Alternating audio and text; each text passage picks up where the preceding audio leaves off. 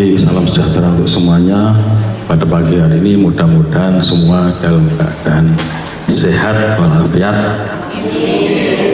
selalu bersemangat dalam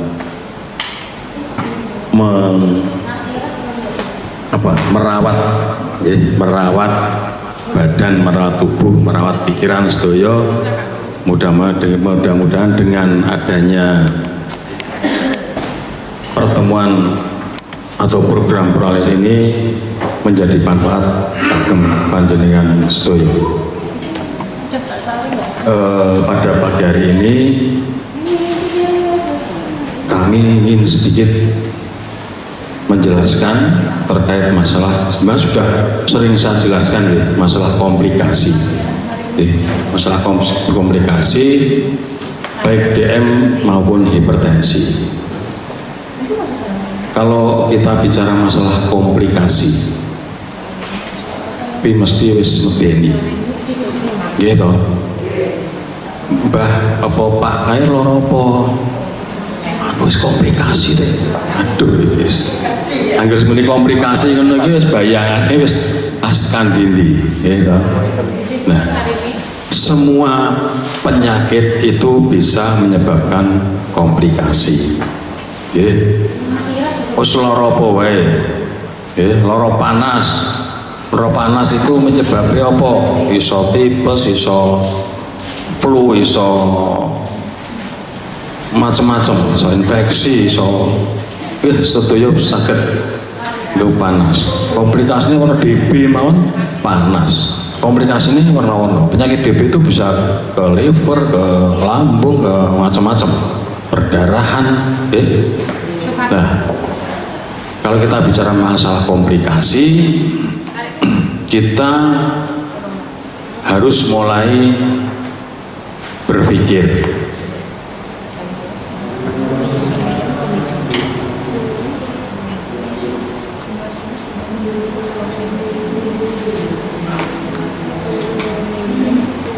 Kita harus mulai berpikir bahwa saya itu menyandang penyakit gula, penyakit hipertensi.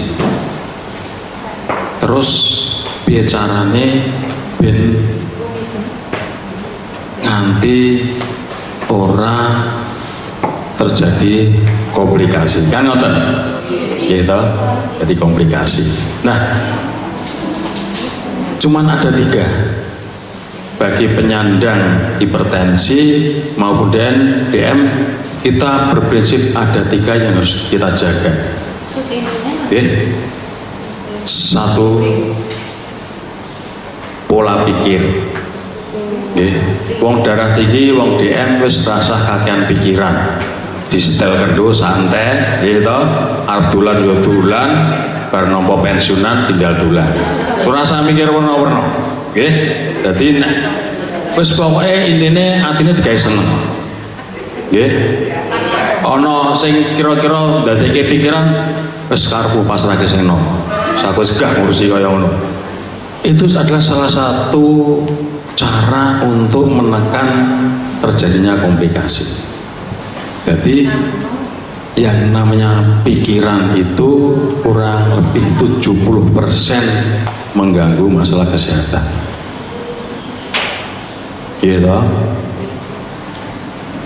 Mikir terlalu dipikir orang no penyelesaian, perlu dipikir terus no piye. Akhirnya apa? Akhirnya dampaknya ke tubuh. Awake lara kabeh, lambungnya mulai kena, monggo Pak. Gitu. Nah, akhirnya apa?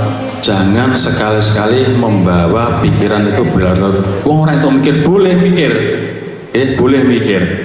Tapi harus ada segera, oh nek kaya ngono tak pikir kudune penyelesaian ini. Ya udah, iki kudu ngene le, iki kudu ngene nduk. Wis karepmu kono masa borongo wis. Dah gitu aja. Ada yang lebih apa namanya? Berpenang untuk mikir kayak apa yang menjadi permasalahan. Yang kedua, pola makan. Gitu. baik hipertensi maupun DM, pola makan harus dijaga. Nggih, perlu keseimbangan. Keseimbangan itu tidak berpantang. Nek darah tinggi, wah kok entuk mangan uyah blas anyepan, ayo lemas. Nggih toh? Lemas. Harusnya yo makan asin ning sithik bae. Darah tambah dhuwur amarga ora mangan daging. Sak omah mangan daging kabeh, akhirnya mangan tahu terus. Akhirnya pikiran sedih, aku kudu dipakani tahu terus tambah dhuwur darahe, ya toh? Yo makan secukupnya. Tubuh itu semua membutuhkan asupan makanan. Buh daging, buh sayur, buh protein, tempe, buh apapun. Yang penting, nek aku hipertensi ini nek mangan daging kokean ora oleh rasanya podo akeh sithik. Nggih to, tur marem karo ora warep, ini rasanya podo. Nggih. Yang ketiga, napa? Gaya hidup. Gaya hidup sehari-hari bermangan turu, kotangi. Ngomongan meneh, turu meneh. Nggih to? Harusnya gaya hidupnya dijaga. Daripada esok-esok melaku-melaku delah petuk kancane jagongan, ayo nyoto rame-rame kan seneng atine gitu. Ketemu kancane podo-podo prolanis janjian nang pundi bareng-bareng mlaku bareng karo jagongan ngalor ngidul, itu adalah suatu gaya hidup. Wis olahraga ora terlalu berat, jangan terlalu berat nggih. Iso badminton wis umure 50 munggah badminton nggih. Jangan lebih baik tetap jalan kaki nggih. Yang penting mengeluarkan keringat, ada gerakan sehat dekat tubuh. Itu ya 3 prinsip itu jenengan pegang. Nah, dari komplikasi-komplikasi itu gitu, itu kita bicara masalah hipertensi dulu. Nah, hipertensi yang tidak terkontrol, tensinya selalu dhuwur terus. Kalau misalnya ibu-ibu napa mbah-mbah, bapak-bapak, aku ngombe obat darah tinggi terus, kok ijib dhuwur terus, orang mudah-mudahan segera konsultasikan ke puskesmas. Saya sudah ikut prolanis, obat sudah tak minum terus, kok tensinya masih tinggi. Apa harus diubah? Apa harus ditambah dosisnya? Nonton nggih, jangan sampai diam aja, nggih. Harus konsultasi ke puskesmas. Bagaimana cara mengendalikan? Kan nonton, nggih. Nah, apabila itu terus menerus, darah dhuwur terus, maka akan muncul komplikasi, ya. Nih, penyakitnya jantung, stroke, gagal ginjal, retinopati blawur, nonton mawon, gangguan saraf, jimper dan sebagainya, terus komplikasi lainnya, ya banyak sekali, ya. Tapi yang sering terjadi jantung, ginjal, stroke, belereng, terus sarafnya rasanya kandel kebas, kan sering nih, Maka dari itu panjenengan yang punya penyakit hipertensi harusnya tetap dijaga, tetap dikendalikan, jangan sampai terjadi hipertensi yang berat atau emergensi. Kemarin sudah saya terangkan emergensi, makanya harus dijaga 3 itu tadi prinsipnya: pola pikir, pola makan, gaya hidup.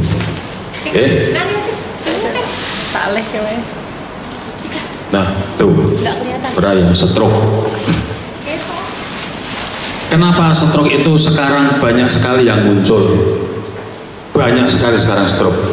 Wonogiri dulu urutan nomor 2 hipertensi, sekarang mungkin bisa nomor 1. Karena apa? karena tidak pernah monggo karena tidak pernah mengecek tensi. Kenapa nggak pernah ngecek tensi? Karena tidak ada keluhan, gitu. Aku kurang ngopo-ngopo kok. Makanya pemerintah hadir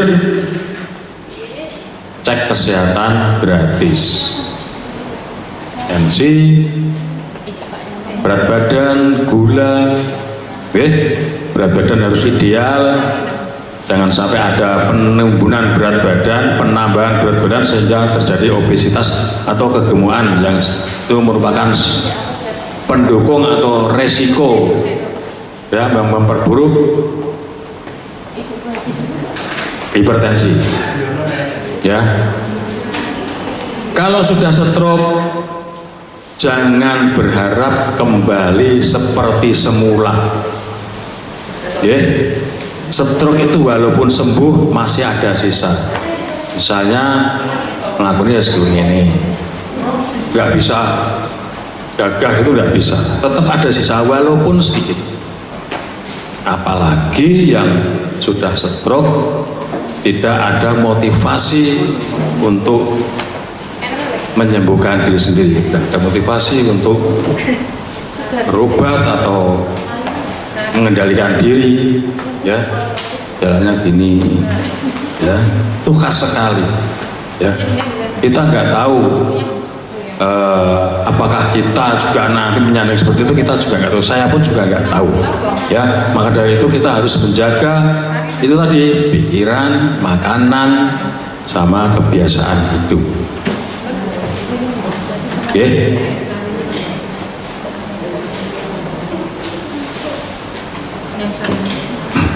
Nah, ini olahraga sangat penting sekali agar apa? Agar gerakan-gerakan olahraga itu minimal melancarkan peredaran darah, sirkulasi oksigen, sehingga apabila ada penimbunan atau plak-plak dalam pembuluh darah itu bisa lancar kembali. Oke, walaupun sudah tua atau masih muda tetap harus ada olahraga. Lah wong aku wis ngalas itu bukan olahraga. Olahraga itu suatu gerakan yang ritmis kayak nari. Nari ini kan ngeten.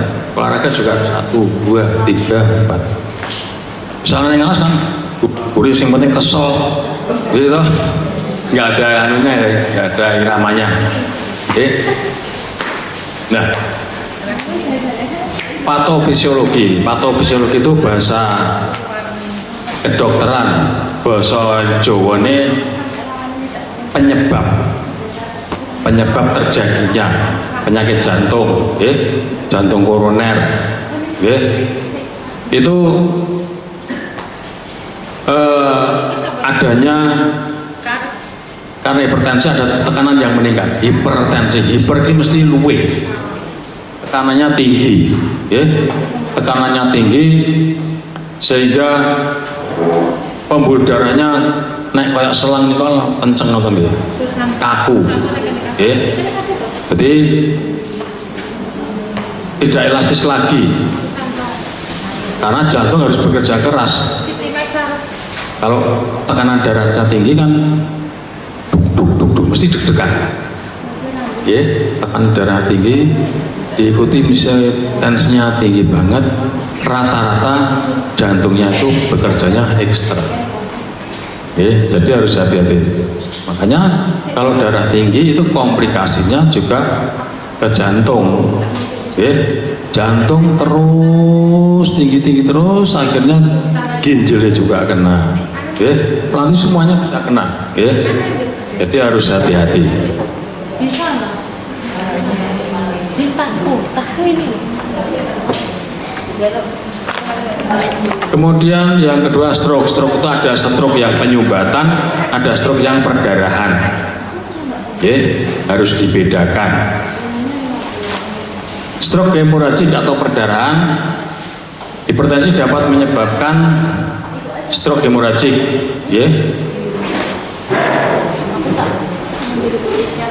Kemudian yang iskemik, ya, iskemik itu adanya penyempitan pembuluh darah di otak sehingga mengganggu aliran darah dan menyebabkan stroke iskemik. Ya, jadi pembuluh darah di otak itu menyempit, padahal pembuluh darah itu kecil banget, itu nyempit sisa. Makanya sering terjadi yang namanya stroke itu mesti diserang otak. Lah otak itu sing bagi gerakan, ada wajah, ada semuanya pusatnya di otak. Nah, itu ada gangguan rata-rata yang kena otak kanan apa otak kiri separuh. Maka dari itu tolong dibiasakan kalau pagi minum air putih hangat. Minimal sak gelas tongci gede nih air putih hangat, karena air putih hangat itu membantu melancarkan sirkulasi darah. Wong urip ini darah lancar sehat. Jadi peredaran darah itu sama dengan peredaran uang. Nek duit lancar ya sehat. Gitu, Pak? Nggih. Pokoknya duit lancar mesti sehat. Angger ora lancar wis ana wae. Sing diloke enten mawon, nggih.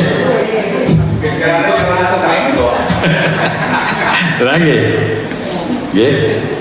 Hati-hati kalau sudah mengganggu ginjal.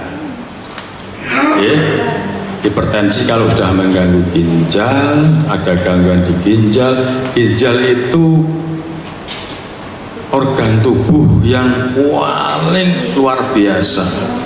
Orang bisa hidup dengan satu ginjal walaupun hanya 25% itu masih hidup walaupun dengan susah payah, satu ginjal. Nah, organ ginjal itu kalau sudah terjadi kerusakan terus walaupun lama, gangguannya lama, ning terus lama-lama rusak. Nah, wis rusak harus cuci darah. Nah, wis cuci darah tarik sabune, gitu. Sabune sih oke dicuci terus nek entek. Piye? Itu ndak usah dipikirkan. Sekarang zaman zaman cilian kula nggih, Mbak nggih. Namanya apa cuci darah, wah penyakit orang sugih. Kan ngoten. Lorone apa jantung, wah lorone wong sugih. Saiki melarat ya padha wae lara jantung. Karena apa? Karena pola makan sekarang. Pola makan sekarang yang apa wae sing ora dengan bahan kimia. Beras wae diputihke karo bahan kimia. Maka dari itu mari kita kembali ke alam. Buah-buahan sing impor ya nek dikumbah ana liline. Hati-hati plastik. Plastik. Plastik itu ternyata kemarin saya baru baca penelitian di Indonesia rata-rata orang Indonesia itu sudah mengandung mikroplastik. Jadi plastik itu ngelumpuk ning awak dan itu memicu sel kanker, menyebabkan kanker. Jenengan tumbas bakso wadah plastik panas tekan omah iso. Apa meneh ditintun mangane engko itu memang enggak menyalahkan, itu memang kebiasaan kita di sini. Lebih baik pakai rantang. Sekarang apa-apa serba plastik. Itu berbahaya sekali. Apa meneh gawe wedan nggo napa nika diwadahi plastik gawe teh nika to dicocoki terus jeburke. Kita nggak ora ketok wong itu mikro kecil sekali. Lama-lama ngelumpuk dan itu merangsang munculnya sel kanker. Harus hati-hati. Kemudian kerusakan retina, ya, hipertensi dapat menyebabkan pembuluh darah di mata rusak yang dapat menyebabkan gangguan penglihatan atau bahkan kebutaan. Ya, karena tekanannya tinggi, boten kuat, ya, kadang-kadang sok bisa pecah. Jadi blawur, kadang-kadang muncul kebutaan.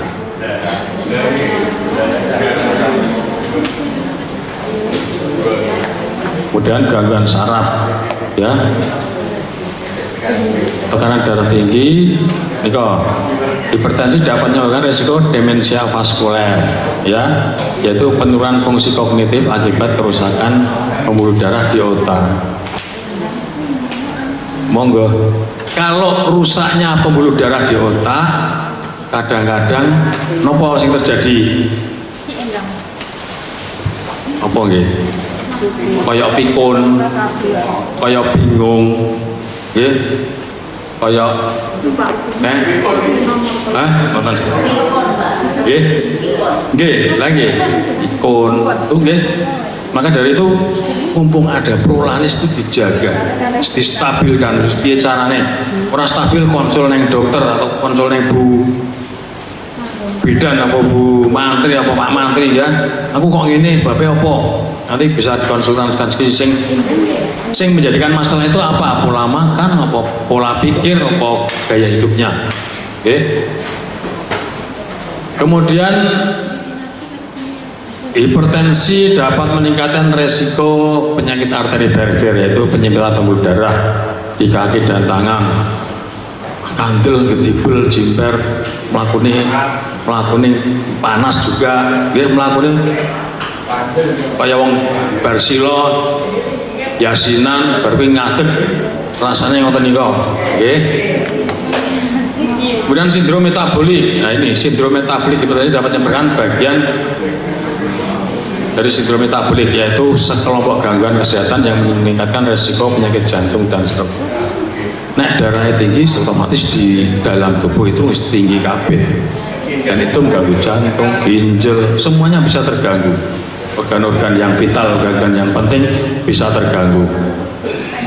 Okay. Kemudian aneurisma aorta. Aneurisma aorta itu hipertensi dapat meningkatkan resiko aneurisma aorta, yaitu melemahnya dan membesarnya dinding pembuluh darah utama aorta. Jadi apa nih? Melebar, kudune semene megah karena tekanannya tinggi. Tapi lemah. Atus otot jantung, atus jantung. Kalau tekanannya tinggi terus, akhirnya berdebar-debar. Kayak niki. Niki berdebar-debar ini padha karo. Nah, lengan ngeten medekol gagah, nek jantung. Lama-lama medekol ngoten kaya balon diseni banyu. Ngoten niku. Gambarnya ngoten niku. Berbahaya. Kemudian disfungsi seksual itu sudah menyebabkan disfungsi ereksi pada pria dan penurunan libido pada wanita. Ini pun sepuh-sepuh merusak digagas. Lagi sepuh ki ngomong putus bahagianya luar biasa itu. Rasa mikir disfungsi seksual bareng.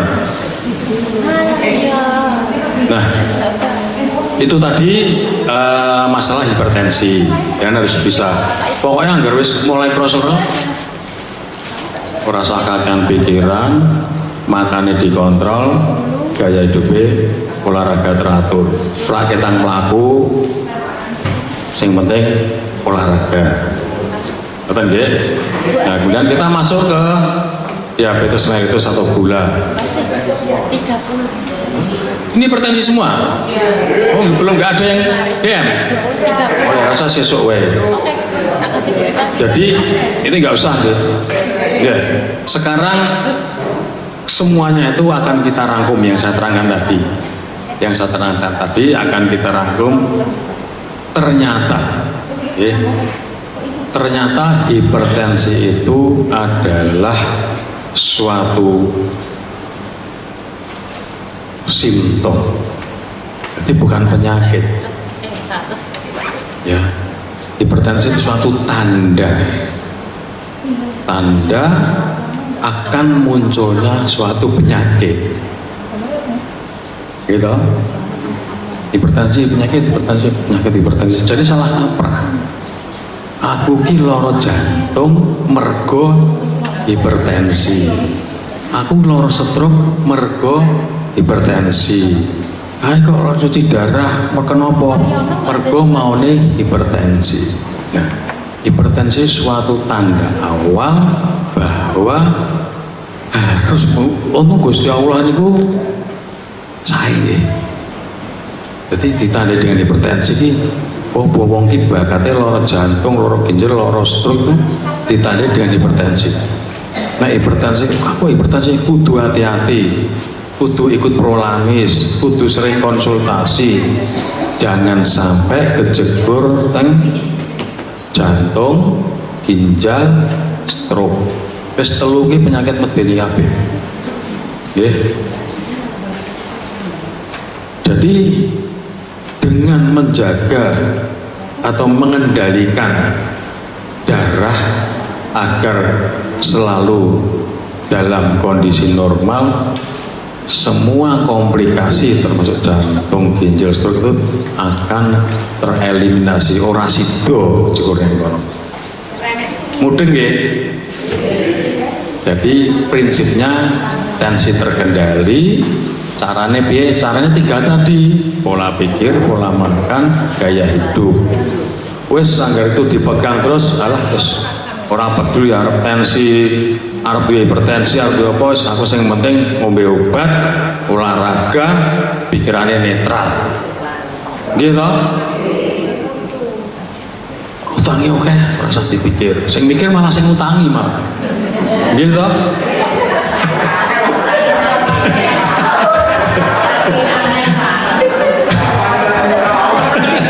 Lagi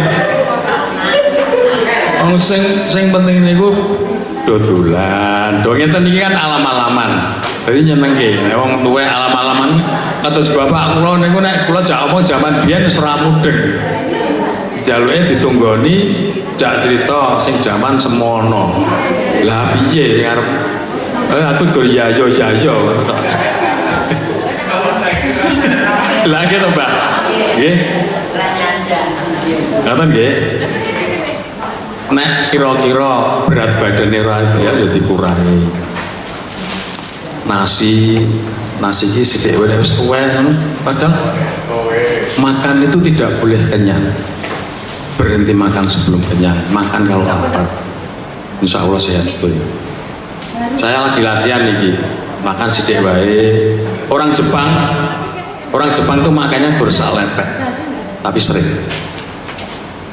Tidak ada satupun yang kena penyakit lambung.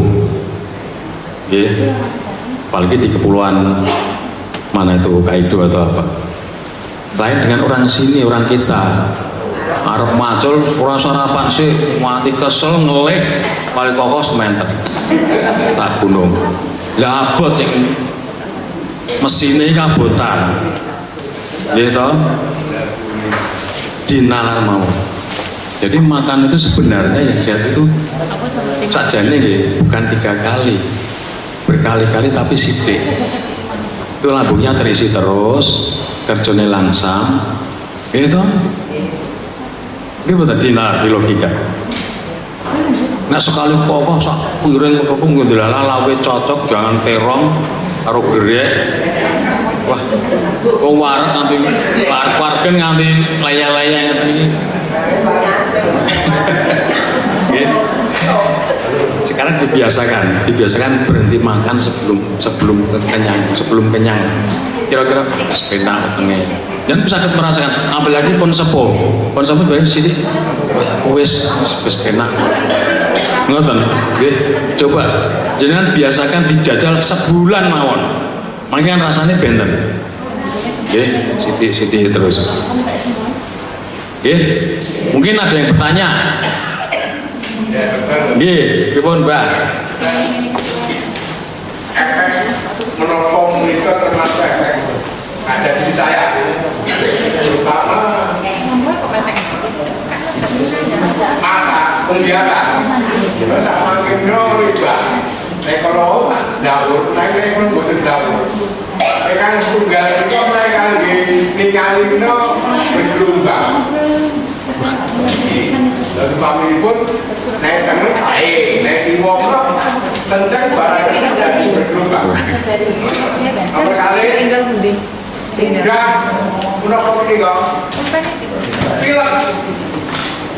Itu sumpami pun sehat, rajin adus, rai pun dipun sinang usah panas, saya mesti pilek. Nah pilek pun menikah tidak hanya sehari, 2 hari, 3 hari sampai bulan. Apakah itu juga termasuk efek darah tinggi menikah? Oke.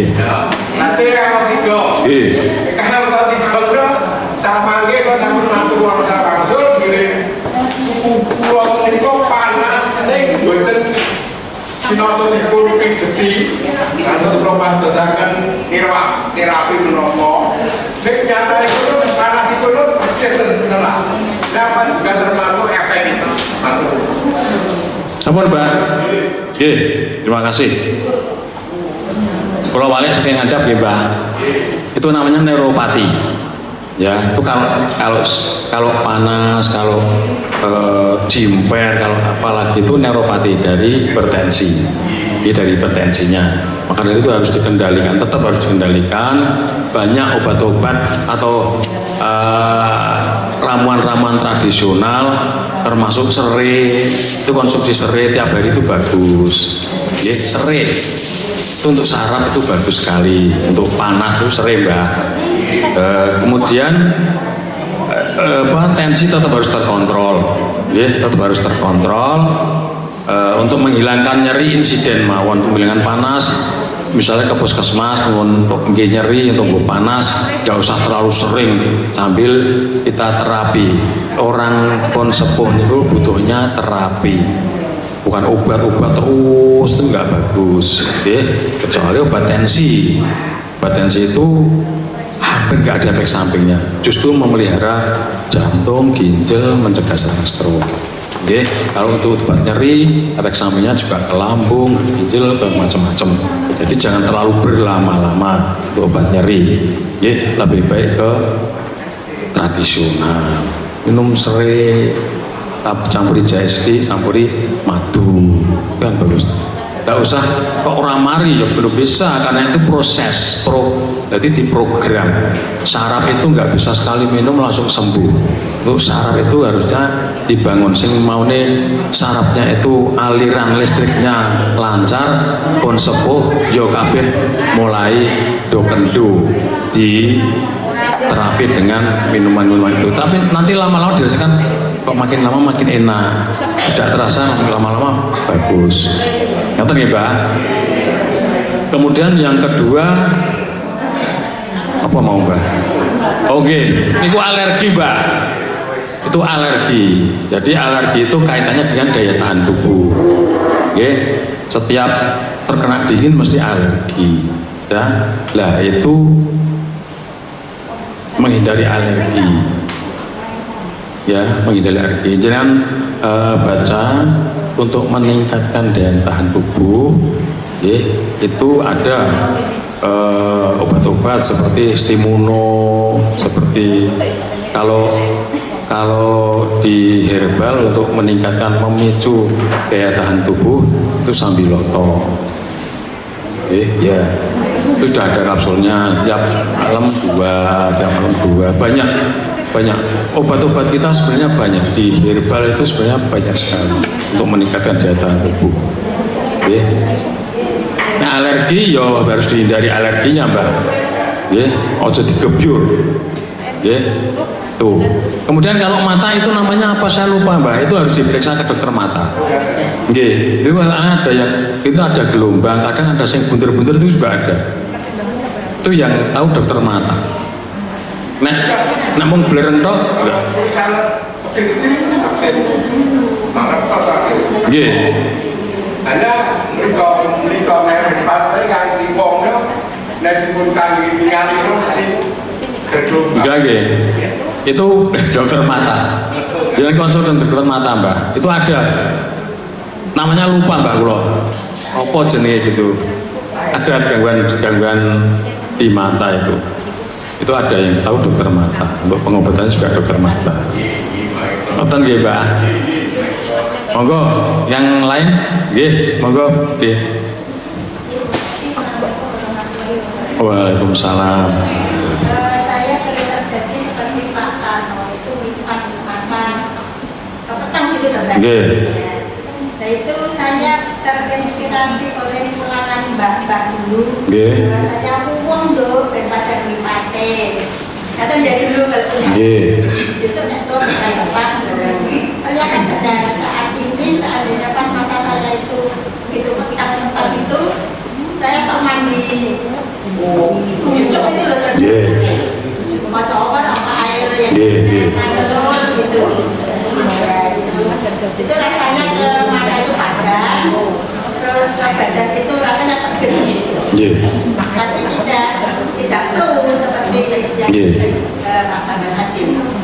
Nah itu apa mungkin ada efek buruk terhadap pertumbuhan atau pengembangan kesehatan atau tidak? Terima kasih. Sampun, oh nggih, bagus sekali itu malahan, nggih. Sebenarnya mandi itu yang paling bagus sebelum matahari terbit. Mulai jam 2 sampai jam 5 lah. Itu mau rujukan apa kalau nggak alergi loh Pak. Itu rujukan apa? Itu pembuluh darahnya buka semua. Semua pembuluh darah terbuka. Jadi apa namanya metabolisme juga bagus. Coba nggih, jenengan siram subuh, gitu. Setelah itu dirasakan kebugaran kesegaran. Sama jenengan siram kira-kira jam 09.00 jam 10. Podo segeri. Nanti kalau jam 10 itu kira-kira jam 12 atasnya sudah ngelentruk. Ning sing mandi subuh tadi itu masih menter sampai sore sampai malam. Itu ada teorinya itu. Oke. Jadi mandi itu yang paling bagus ya subuh itu. Malam maksudnya malam lengser setelah jam 12 ke atas itu jam 2 jam 3. Kalau yang mau tahajud ya tahajud. Itu mandi dulu. Itu melancarkan membuka-buka sel-sel darah, pembuluh-pembuluh darah. Itu bagus sekali. Jadi untuk masalah mata selain karena hipertensi, orang tua itu yang sering katarak. Karena mata tua rabun dekat. Jadi nek cedak ini malah rakit. Atau sekolah ini cedak itu rakit toh. Aduh ngeten. Itu biasa ya. Harus pakai kacamata baca ya. Terus ngeten niku macam-macam.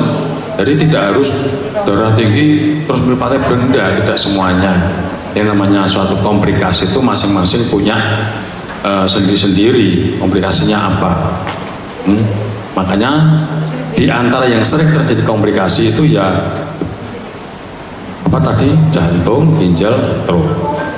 Maka dari itu ben ora kena kabeh, mari kita rajin ikut pengobatan di Prolanis agar darah tingginya terkendali sehingga resiko komplikasinya bisa tereliminasi, bisa dihapus, tidak terjadi komplikasi. Ngoten? Sinten malih? Ampun nggih. Nggih, Bapak Ibu, Mbak Kakung, Mbak Putri, mudah-mudahan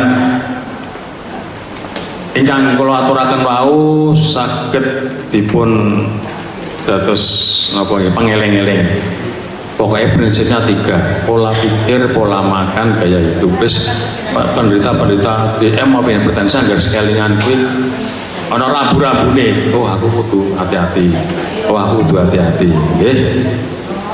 Saya rasa itu yang bisa saya sampaikan, mudah-mudahan bermanfaat. Apabila ada tutur kata yang kurang berkenan, mohon dimaafkan. Terima kasih. Wabillahi taufiq wal hidayah. Wassalamualaikum warahmatullahi wabarakatuh.